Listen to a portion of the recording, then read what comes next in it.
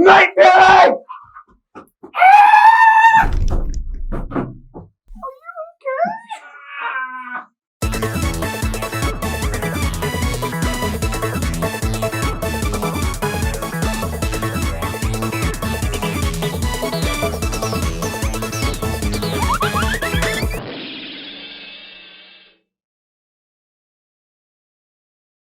Greetings, and welcome to That Works, a DreamWorks podcast, starring a happily unemployed photographer barreling getting by with DoorDash, a disgruntled ex-journalist now writing Scott Pilgrim fan fiction, and a spineless, asthmatic, injured 26-year-old curmudgeon sweeping movie theaters for a living.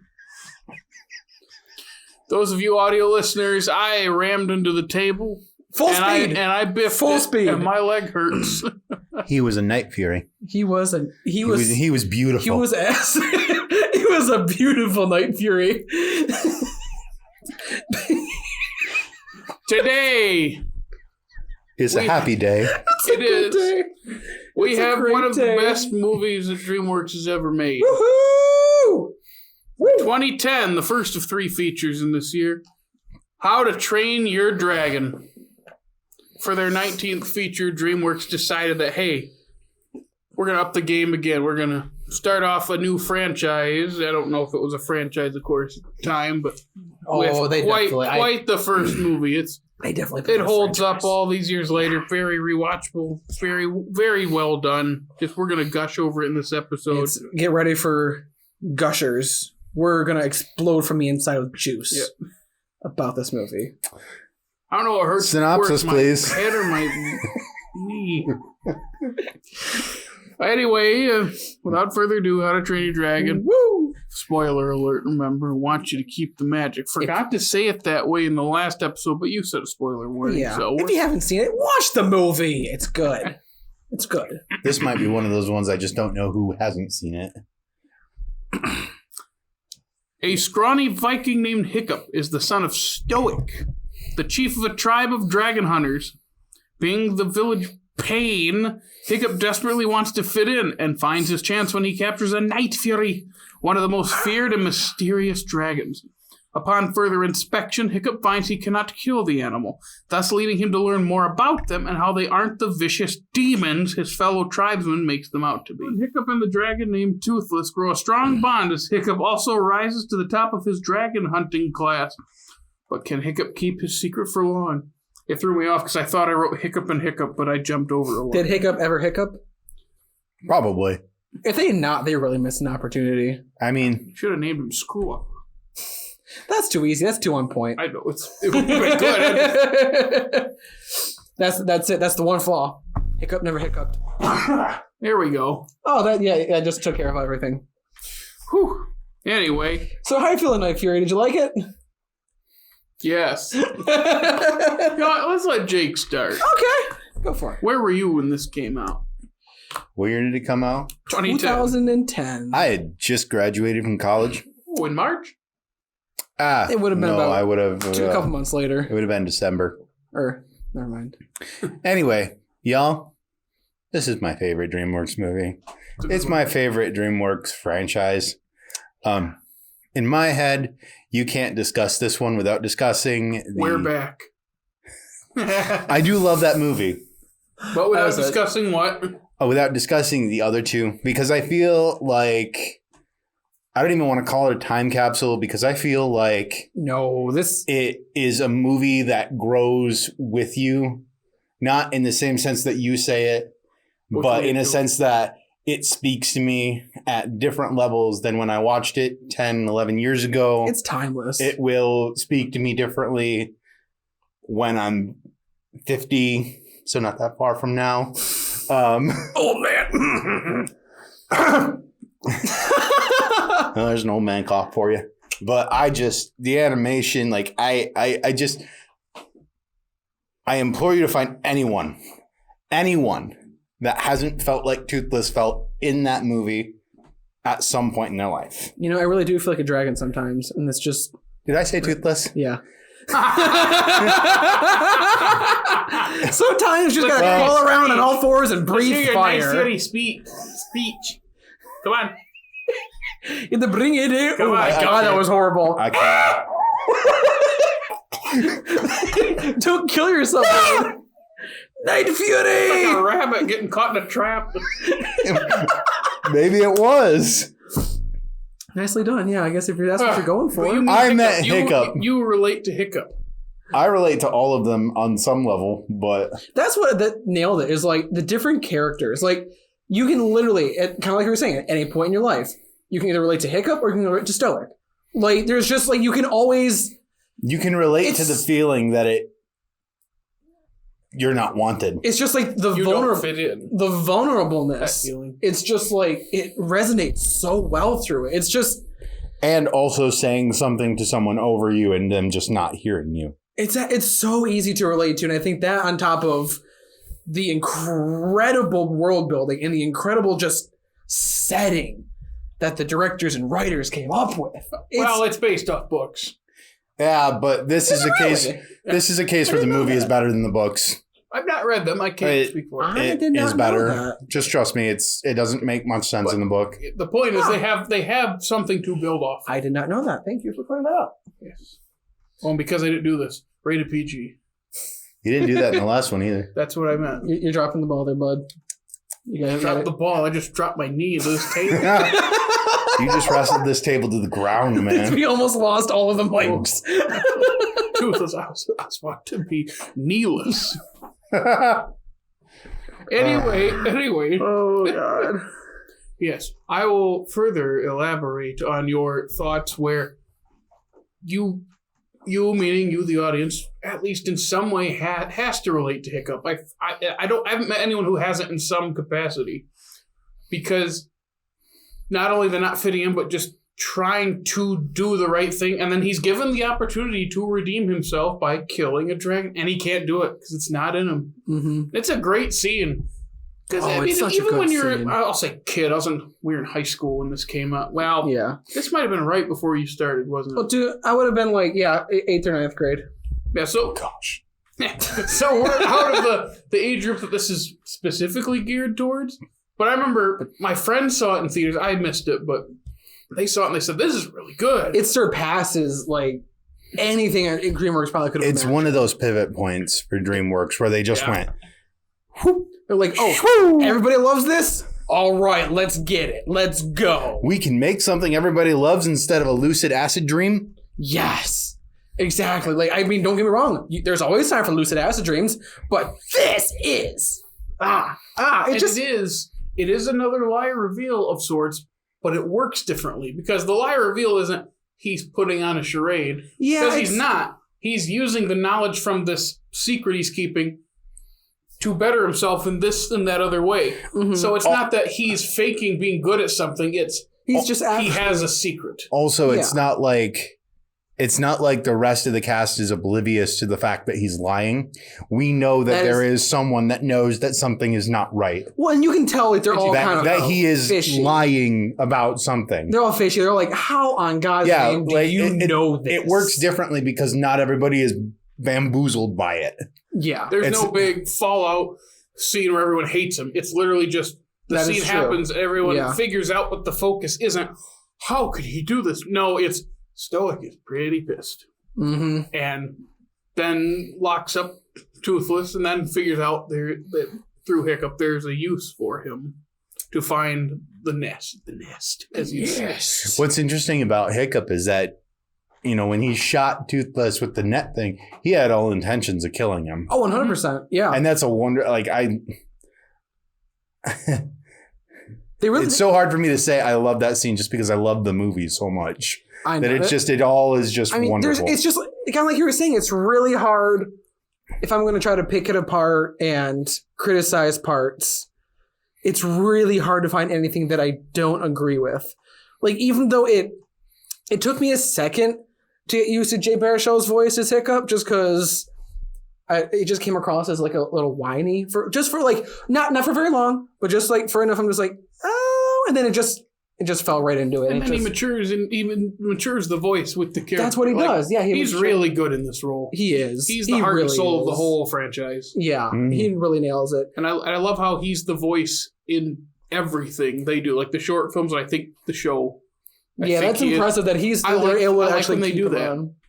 It's kind of like James Woods voicing Hades and everything. Like, he loves doing it. So you just got to get that one guy. We're not jumping into James Woods. I love right now, I want to take a side note and say that I love hearing James Wood in Kingdom Hearts. It is exactly what that zany game needs. I mean, everybody needs a little Hades in their life, right? Like That's not really what I meant, but okay, yeah. But still, good voice cast too, because Gerard Butler's God, he perfect. I can there are some castings that come around where you just can't see anyone else in the role. This is one of them. Like, he both carries warm dad vibes, and he also just the stoic vibes. Could you say? Oh, there you go. Boom, boom, boom. Skull. It's a Viking thing. Skull. Is it? I don't. I will say I do love the Viking culture, so this is just because they drink. Well, that's part of it, but it's like, we're gonna get dragons. Like, here's an interesting what question. What was that? I don't know. I'm sorry, Jake. What was that? We're gonna get dragons. All you did was lower your voice and pump your fist. Listen, I'm not good at doing accents. Here. Wait, no. We're not. Let's not divulge into this. What did you have to say, Jake? I was gonna say, do you think that this is the turning point where Viking culture became incredibly popular again? 2010. Maybe not this specific thing, but I feel like it was right around this area when the Viking show came out. Well, that was kind of on Game of Thrones too, which I know isn't Vikings. Game of Thrones is a lot later though too. Vikings predated Game of Thrones by quite a bit, I think. Wasn't Game of Thrones 2011? That's what I thought it was. 2011? I think it's 2011. I know it's earlier than you think. Oh. Yeah. I guess it is right after Vikings is around the same which time. again, I'm not going to say it's Vikings, but it's Vikings adjacent. It's still has the old style stoic voicing. Is he stoic again? Having never seen an episode of Game of Thrones, I couldn't tell you. I've seen pictures of Jon Snow and Peter Dinklage. They obviously have Viking influence, but it's not Vikings.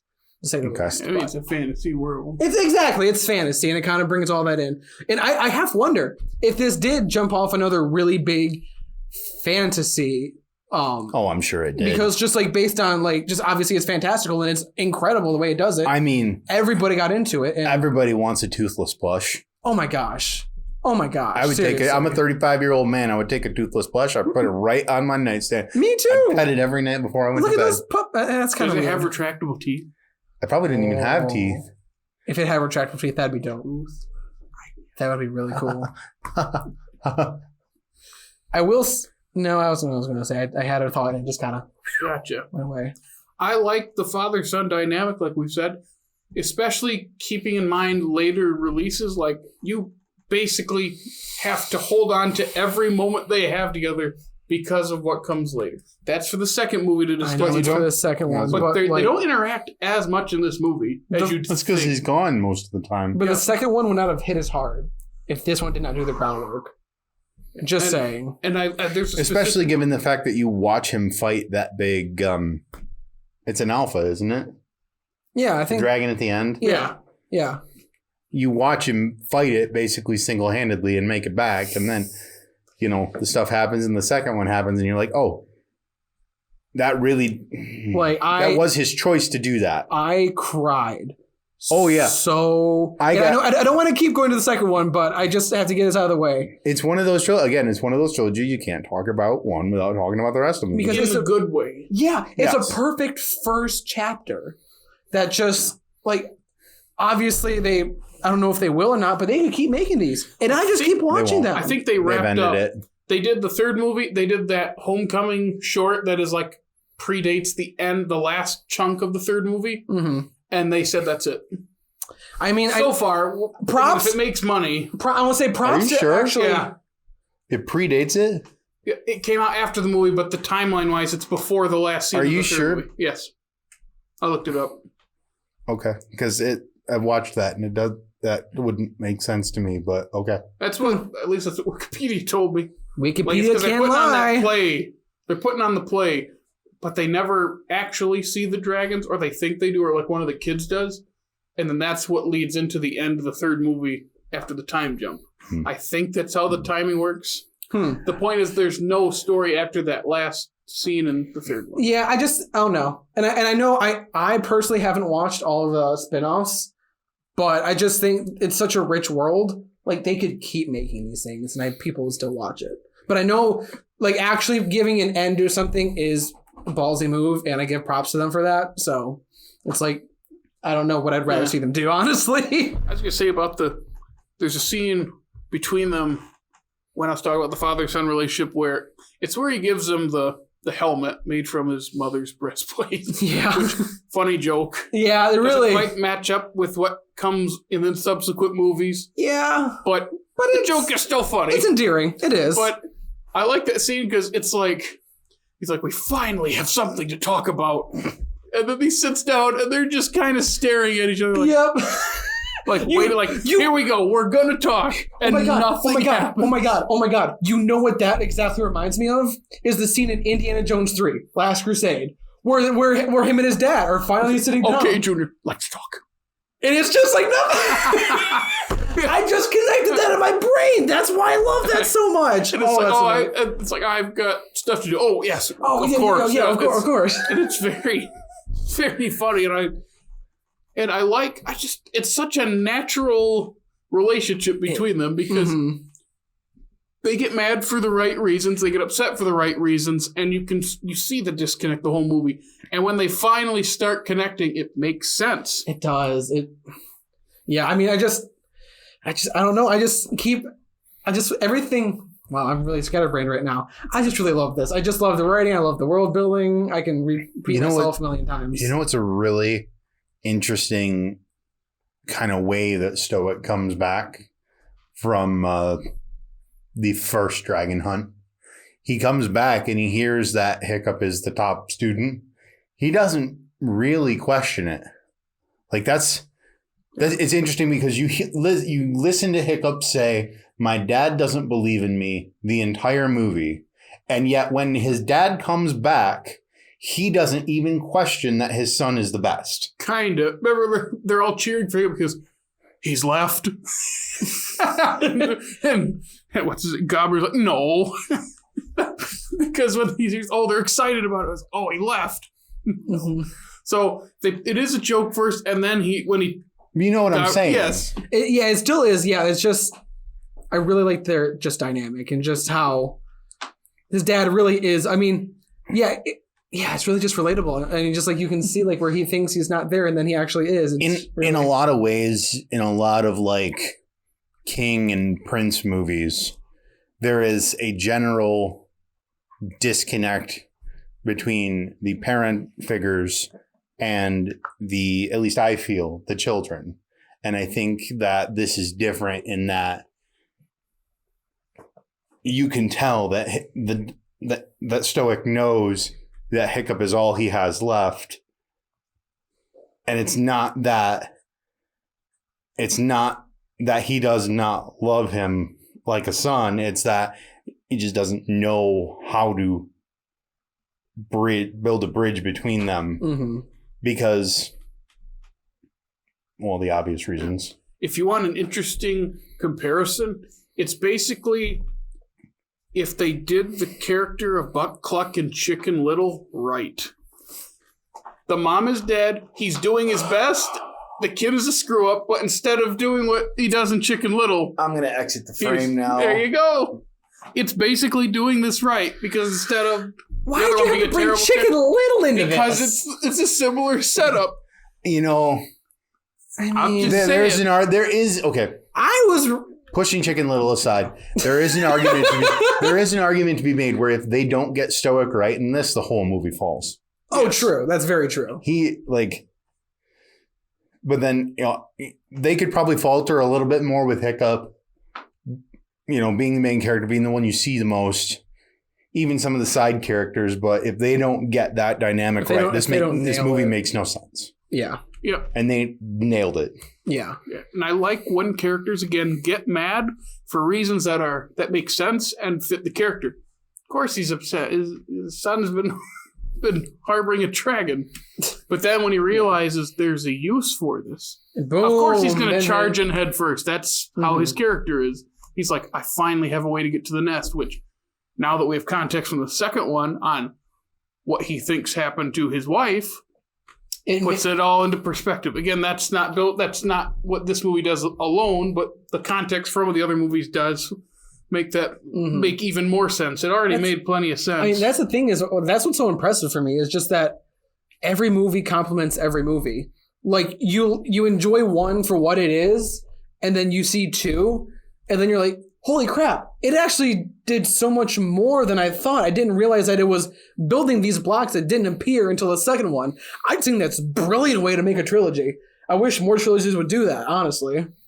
You know something else? I don't get invested in couples a whole lot in movies, but man, was I invested in Hiccup and Astrid. Oh my goodness, I was like, this is my favorite couple in the world. Oh my gosh. I don't know why. I couldn't tell you. They're just a likable pair, I guess. They are very likable. I mean, it's really hard. And the other two is where you get more of that development as a couple, because this one, it's kind of not till the very last scene. Well, and I mean, I guess at the time I watched it when I was, whatever. 23. 25. Something like that. I would have related, obviously, to Hiccup and the whole, like, how that goes about. Yeah. Yeah. And I think I know, I wonder if it was the same with you, because they're about the same age as we were when this came out. Yeah, they were, actually. I think they're like a year or two younger than me, at least. And then by the second one, because of the time jump, we're the exact same age as them. And of course, the third one's like a year later, whereas it had been. It wasn't as. Yeah, it was like, what was it, 5 years for. But the point is, as you had mentioned earlier, I grew up with this as the same age as those characters, so it's a different kind of perspective. But even watching these, years removed from all three, they still hold up super well. Yeah, and that's kind of to reflect on what you said in the beginning. Is that's what I bring to the table. I feel like just. You can look at it from different perspectives in life, just like you were saying, and it just means something different. It really is timeless. Like a lot of movies are dated from like when they're made, and just like from like their references or the music they use or what they're about, which is totally fine. Like you can be about the times, but you can also be timeless. And I think that this ages like a fine wine. It really doesn't get bad at all the more you look at it. I think the thing that elevates the entire movie and makes it even better than it could have ever possibly been is John Powell's Oscar-nominated score. I'm glad you said that, because it is 1,000% true. I think I was watching the third movie in theaters, years removed from the other two, and when that theme kicks in, you just get goosebumps, or as chill bumps, as they say in other places. Or goose pimples. I've heard goose pimples. Yeah. I have never heard chill bumps. That's down south. I've heard. I did have the goose pimples though. Yeah, I've heard that too. The point being, would it be goose its? The point being, How to Train Your Dragon. The point being, that music is so good. It's so good. And I kind of have a preference in this over the Social Network winning. The Social Network's music is great. It's amazing. I have a soft spot for this, not just because it has more movies. I just feel more with this. It just really, it just hits you some other way. It's a hard choice because they do different things for different types of movies. I know that. But this one just hit harder. With regards to the subsequent trailers for the subsequent movies, given their time frame, I tried very hard to make sure that I saw them in theaters and not like look them up on the network, the internet. Okay, old man. Back in my day, I went on the network to see all the videos. Hey, man, I have to reset so many networks over the course of a day. I can't even. Man, I just... All right, I'll people give need it to to learn you. to shut down their computers and restart them. I'll just say that. That's the way to go. But regardless, watching that in the theater and then not expecting it, and is particularly with the second one more than the third one, but not expecting it and hearing the music kick in, you don't really know. I think the second one starts with like clouds or something, and you don't really know what it is, and then you hear the music like, it's just like this is Burke. Every movie. This is Burke. I love the opening and closing narrations. They're funny. It is they work the third great. one's kind of... We're not there yet. Yeah, okay, yeah. But the point being that you got to do it for all. Like if you've done it for the other two, you kind of have to. Oh, you can't just do it for two and then drop the third one. Yeah, that's kind of weird. But I do. I mean, it moves me. Like I could literally listen to like the soundtrack just like going on a jog or just drive or anytime, anywhere. I would listen to this non-stop if I could. Right after the Bryan Adams Spirit song. Obviously. You know, the difference is that this one actually works with the movie. Zing! I disagree. I think that Bryan, and I'm not going to get into it because we already got into it, but I'll get into it one more time. Our audio listeners can't see this. Dickey is foaming at the mouth. Foaming. The Bryan Adams song was amazing. Okay, can I take flailing like a chicken little with its head cut off. Can I take a slight aside to tell Dickey the story from earlier? You want a sidebar? I can grant you a sidebar. Just a quick sidebar here. Overruled. So my wife and I were driving around the other day listening to the Spirit soundtrack. Good. And I realized something. Only about 3 of the songs that Bryan Adams wrote were actually in the movie. So it's not really a soundtrack so much as it is just a Bryan Adams album. Why not? Why not? Why not make a movie that seems to have nothing to do with the song work? And I know I said that because you think it has nothing to do with the movie. It has nothing to do with the movie. But it feels the soul and the endearing nature of the movie and transforms it into its own song. And it just works. It just goes with it. It's just powerful and breathing and incredible. Right you get off of my back. Wow, you really got me going. You can't mention that. And sidebar. Sidebar. Sustained. You can't say that. But I can't say it. But I will argue, this is different than Spirit. It is because it's better. And I really appreciate. Yes, although Spirit is Hans Zimmer. I am a sucker for always bringing songs, like actual lyrical songs into movies, because I mean you can do it really well. But like, there's also a time and place for a really good score. And man, this is a good time and place for a really good score. I will say that songs with words would not have worked in this situation. No. Unless it would. The other movies where it's at the very end. Yeah. Well, this one did have a song at the very end where it was sung, I think. I can't remember. Did it? I thought so. Usually they all do. The point being, it's not really in the middle of the movie. It's the end credit into the end credits. Yeah, it's the end credit song. Which you're right. It would have taken us out of the movie because I mean you don't want to hear songs with words in a movie about dragons. I don't know. That's just what I'm going to say. It works for Shrek, but not for this. This is a bit more serious than Shrek. It's a little bit more serious. Yeah, it's also better. I disagree. So, truth fact. I have one more thing to say about Bryan Adams. I guess. Stop bringing Bryan Adams into this. What did he do? What did he do to hurt you? Yeah, get off of his back. I guess if you're going to market an album, might as well have them slap it on a movie.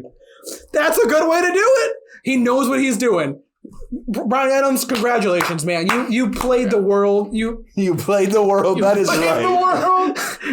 2 thumbs up from me. 2 thumbs up.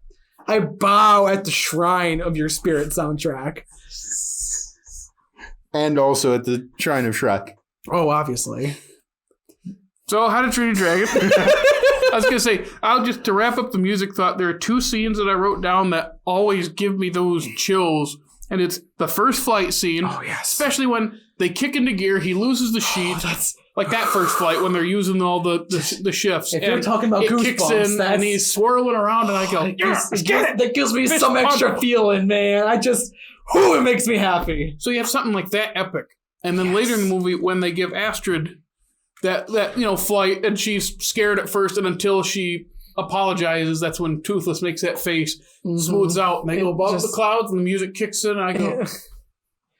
Man, beautiful music. Like literally, like here's the movie, right? Here's the movie without any music. It's up at the top. It's doing great.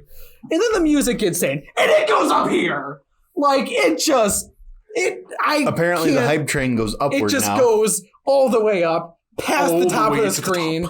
I definitely tore something in my arm. It hurts. Is he bopping to the top? I bopped to the top because his music was so good. Thank you for bringing that up, for good friend. Thank you. I believe in rhythm and shooting for the stars. Baby, if you're number one, you gotta raise the That's all I know. Splish and then a split. Shut up, Jared. Yeah, let's not. We already talked enough about Disney original films today. Yeah, we did. So we need to stop. They're great. But anyway. What's the pickup line? You decomplete me? What is it? The decoms. It's like, what's the pickup line? Someone said, you decomplete me. I've never heard that, but that's amazing. What does it even mean? I don't know, but yes. Decoms decomplete me. Or they do complete me. They don't they're completing me. Uncomplete? No, you can't uncomplete. You just have to complete. So you know what else about this movie I really love? What?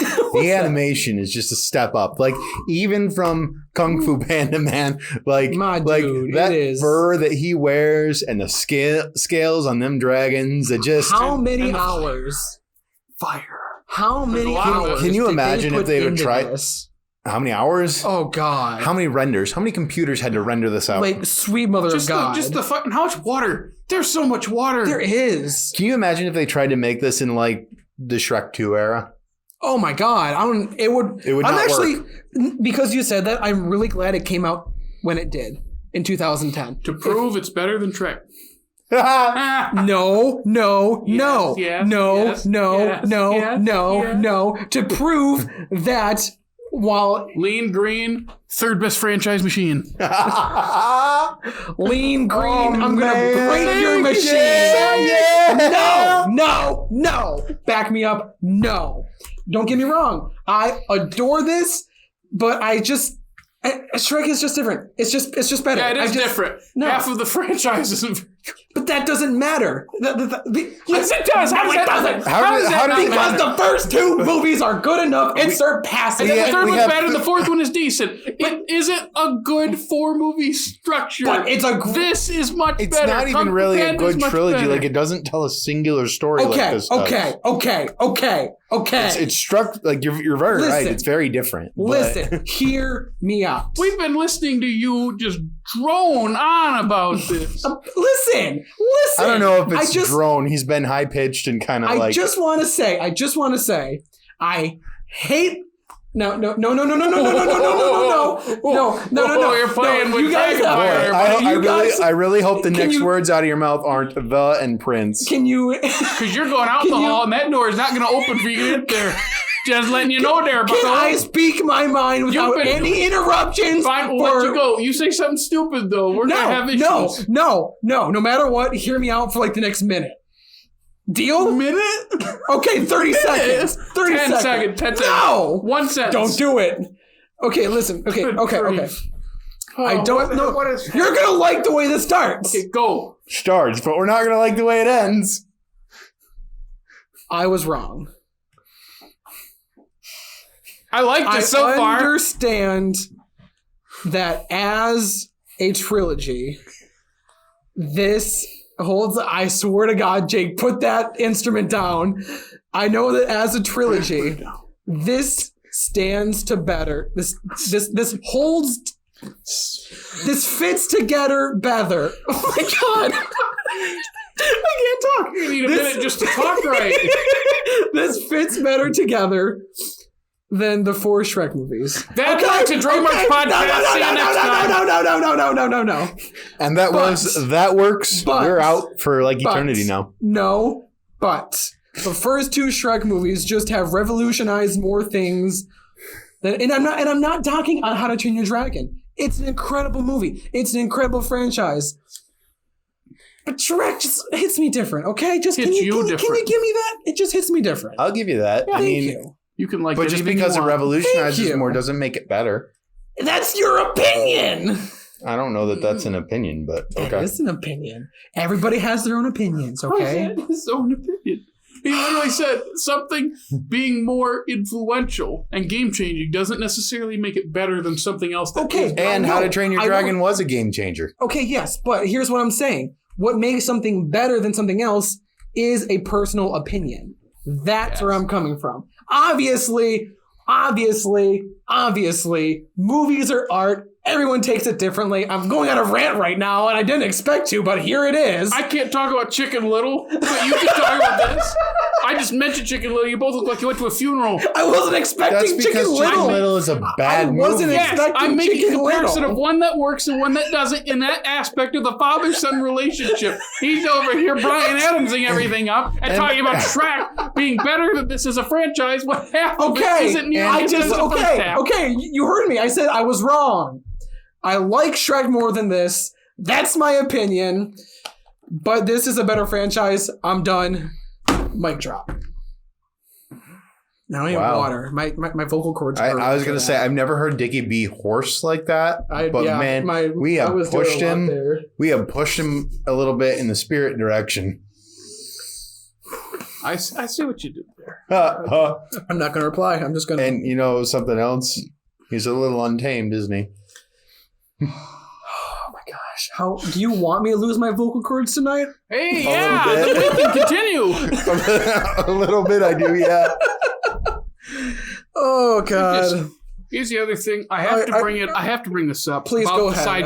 I need to take a break. The side characters, this is really the only movie of the three where they always have something to do that moves the plot in a natural way. Because the second one, I'm talking about his dragon school classmates. Mm-hmm. This one, they have more of a point than the other two.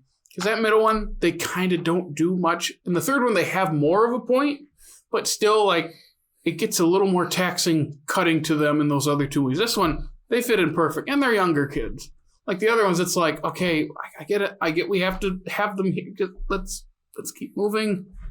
So, but I will say they work very well here. And there's some pretty funny moments with them. There are. I actually really do like hearing Jonah Hill and being like goofy because I know he's Snot Lout, who is the one who's always trying to be all, I'm so good at this, you know. It's just, I love this supporting cast in this one. McLovin, though, is my favorite of the, besides Hiccup and Astrid in the group, because he's saying all the geeky like abilities and types. And I like how not only does Gobber call it, he's like, would you stop that? You also have Hiccup at the one part where they're teamed up. He's like, would you stop that? And of course, we have to bring him up. We have to bring him up. I was going to say that. It's the one part that didn't age the best. And he's not in the third movie. He's not, which is good. But T.J. Miller was in this. And it's just to specify, if you don't know, not to go too much into detail, some very unflattering things he's done. He's said some very off-putting things. Yes. Yeah, won't repeat them here. No worries. Just basically, it puts that it's kind of like the Woody Allen effect of ants. Like in hindsight, it's like, or even in a different like. It just makes you feel a little bit different about it thinking back. But he does have one of the funniest. Like cut off lines, like when the little dragon comes up, goes, it's like the size of my.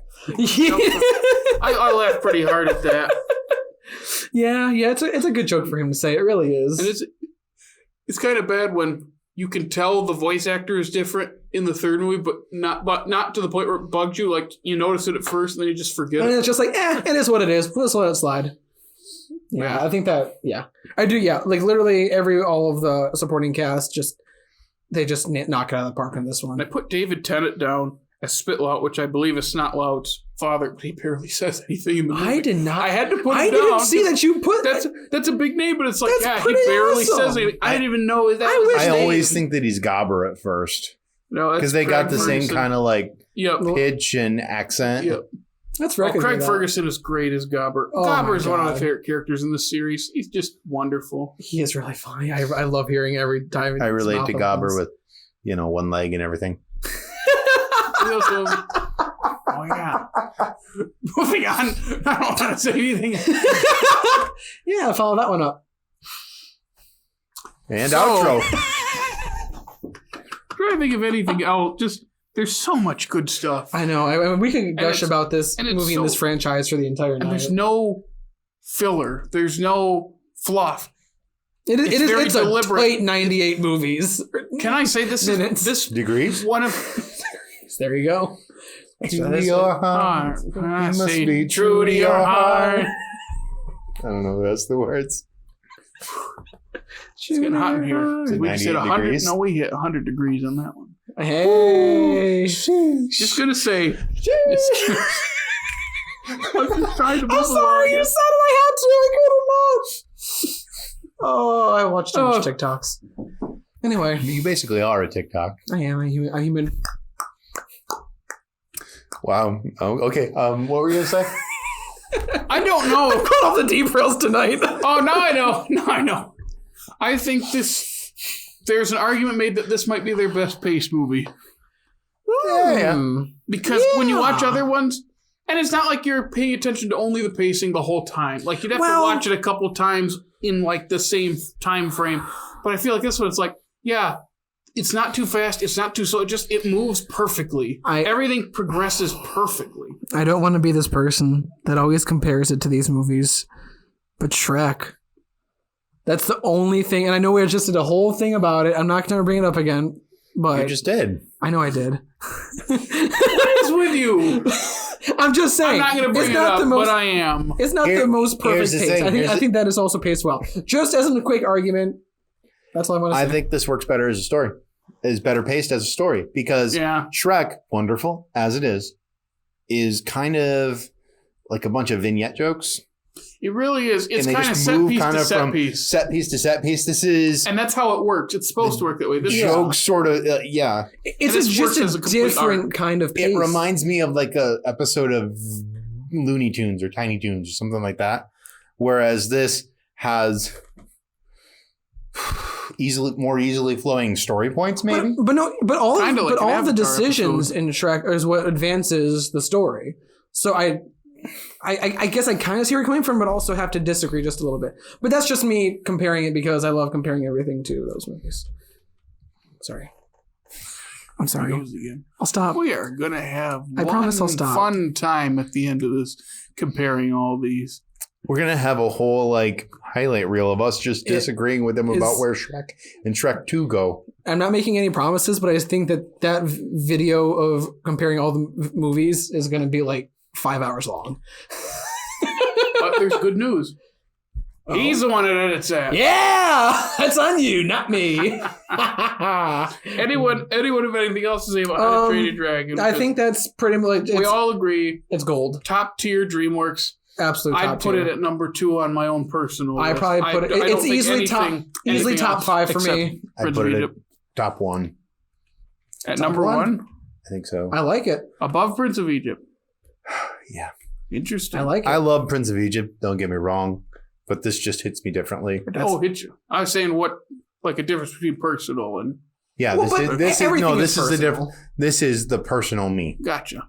The only... And I kind of lump all 3 of the movies together as one because that is also depending on when and where I watch the movies, I like them better or less. It changes. Yeah, that's totally fair. Honestly, yeah, this is easily top 5 for me. Where exactly in that top 5, I can't tell you, but this is top 5, hands down. All right. Outro. There it is. The real outro this time.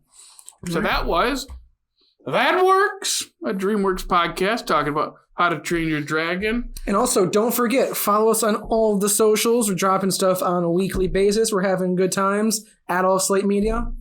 We have fun. A good, silly, goofy, fun time. That's us. Yeah. Yep.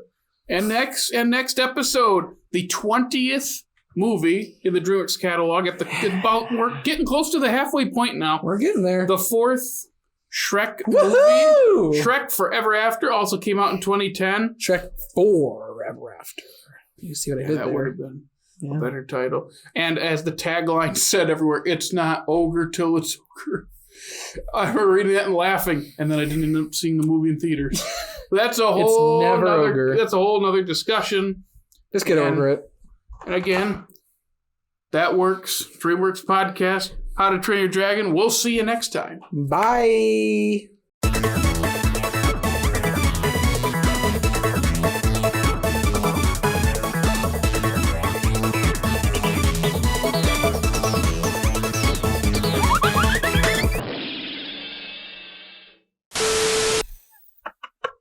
I almost broke it. Don't You break, broke it. Don't I break the almost broke slate. it. I know we're off the slate, but we're not going to break the slate. I broke my knee.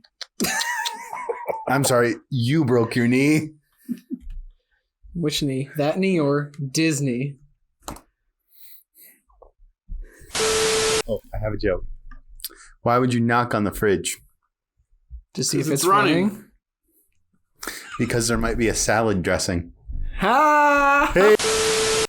Come on, that one was easy. The yoke's on us.